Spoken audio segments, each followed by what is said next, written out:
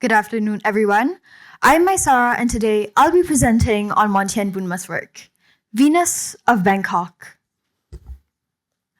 Most of Bunma's work documents his sacrifice and his devotion to his religion, Buddhism, alongside feelings of grief, devastation, and question, which is what makes Venus of Bangkok so different, yet so significant. Bunma tells us a story. Amidst the prayers and chants of Buddhist monks and the symphony of hymns amongst stupas, Venus of Bangkok displays the rising issue of prostitution and moral decay in a seemingly religious Thailand in the 1980s. While Thailand's identity seemed to revolve around cultural and religious traditions, modernization seemed to fracture at this identity. Towards Thailand's push for modernization in the 1980s, many farmers were neglected by its own government in its efforts to rebuild the city. Modernization that swept through the nation revealed fractures in Thailand's moral fabric. Alongside rising skyscrapers came the stark reality of rural poverty, migration, and exploitation. Illiterate farm girls, having no luck in the countryside, then started moving to the city. The ensemble of wooden sticks and a red bucket in Venus of Bangkok thus becomes a powerful and poignant symbol for social decay. The assembly of materials in Venus of Bangkok embody the act of tearing a woman apart, of ravaging her, both figuratively and literally, by reducing her to her body.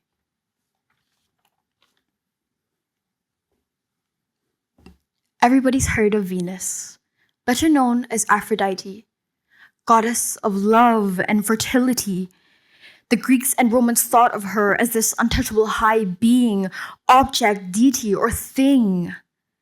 Greek tragedies told us of her beauty, sparking wars, surpassing that of any mortal. Lords fought to the death for her mere affection and approval. Jewel of all of Rome, her love, undeniably priceless. Our Venus comes from the countryside.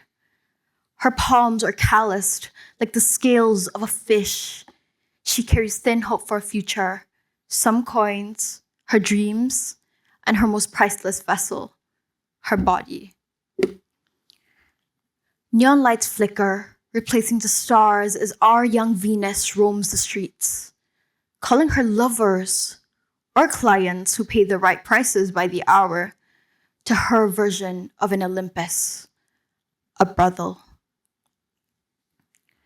At the heart of Venus of Bangkok lies a trunk of wood shaped like the open legs of a woman, a hollow replacement for our farm girl. The trunk of wood doesn't just symbolize the vessel of a woman, but it strips away all identity and personhood. Our Venus is stripped and commodified to nothing but an object of labor and desire.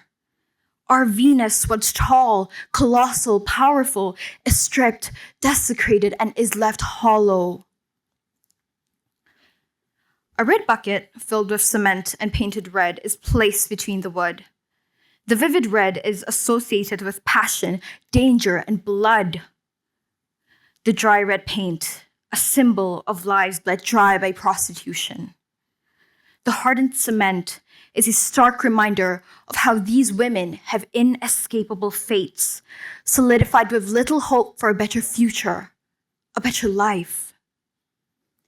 The juxtaposition of using low-grade materials in contrast with human suffering behind it intensifies the intellectual value of the work. A sponge, tainted red, is also featured in the work, perhaps a testament to the guilt one can never wash away in the state of degradation and of selling oneself, that no matter how many times one tries to scrub and scrape away at the red, one is forever stained.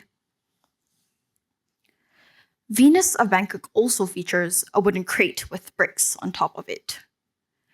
as if to refer to the extreme weight of prostitution, as if to refer to the extreme gravity and the extreme heaviness of the act. Bunma's work is not just a commentary on women, but a critique towards Thailand's failed social systems, towards the failure to give these girls an education, a better life. How does a country develop if it is constantly being torn between progress and development while struggling with morality and exploitation? Bunma criticizes the flaws and irony of modernization and development. Instead of modernization supposedly being a medium to help, it oppresses. Bunma's impactful work signifies a cry, not just for awareness, but for social change. He protests for the people who are voiceless in this society. He fortifies the belief that art, in its most powerful form, can ignite change and give voices to the voiceless. Thank you.